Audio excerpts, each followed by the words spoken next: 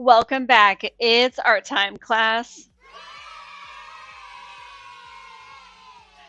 Today we are going to be making paper flowers. Let's get started.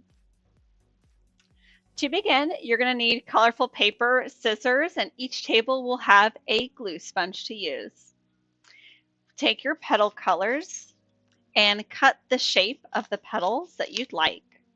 When you're using scissors, be sure never to play and always point them away from yourself when cutting.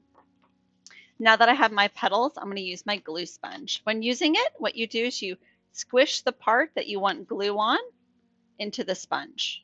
You see I need a little bit more here. Let's get a little bit more. There we go.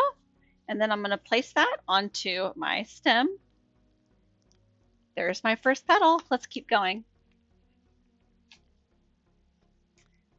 So here I go. Just kind of squishing it in. Adds in the glue.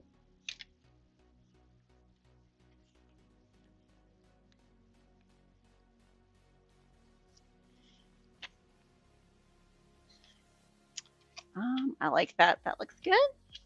Then I'm going to add another decoration, something in the center for my flower.